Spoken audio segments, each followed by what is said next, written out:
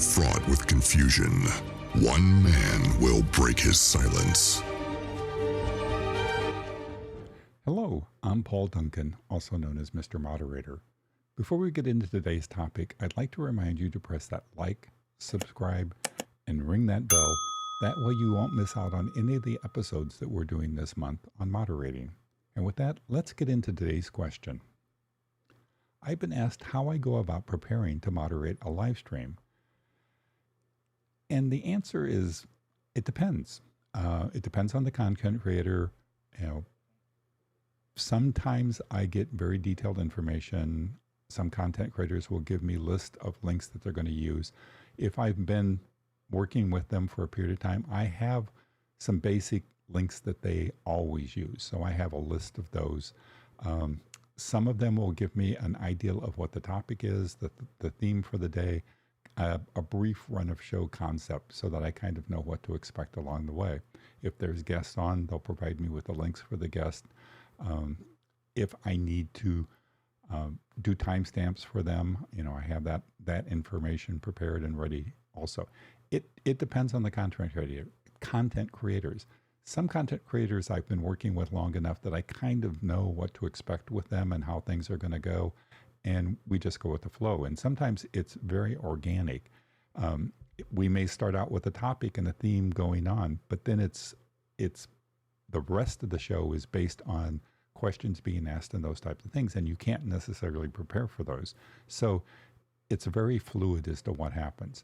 I do have a stream deck, and so the links, any standard comments that I always make, one of the things is, don't forget to press the thumbs up, things like that. I have those programmed on Stream Deck keys, and I will be showing you how I have my Stream Deck set up and how I set it up for the different shows and, putting all that information, the links and all those things into buttons that I just have to push and they put them in chat.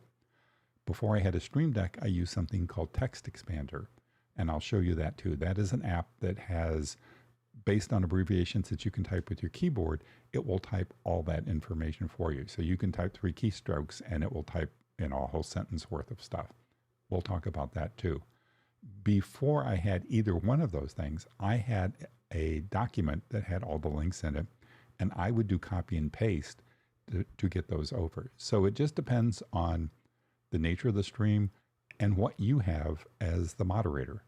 I started out very simple. I didn't have anything. And then over time, I've built up my setup, I went from a document to Text Expander, and then finally over to a Stream Deck. So it just depends on what you have. But like I said, once the stream starts, it has a mind of its own. It's going to go someplace you may not be prepared. I have windows open where I can do text searches, and so if a concept comes up or I need to reference another YouTube stream or something like that, a replay, I can go into that search box, grab the information, and then I can pull out the link. And when I'm doing multiple streams, where I'm moderating for somebody that's streaming to multiple platforms, whatever I paste into one stream, I'll paste into the other streams too. So it's like if I put a link into Facebook and then the moderator the content creator. Got to get the roles right here. When the content creator pastes that brings it up into the stream, shows it on the window, it doesn't really help people that are over on Facebook because they have to manually type that link in. And sometimes those links are long and sometimes they get truncated. So whatever I type into YouTube, I'll type into Facebook and any of the other streams that that it's going to, or the platforms that the stream is going to.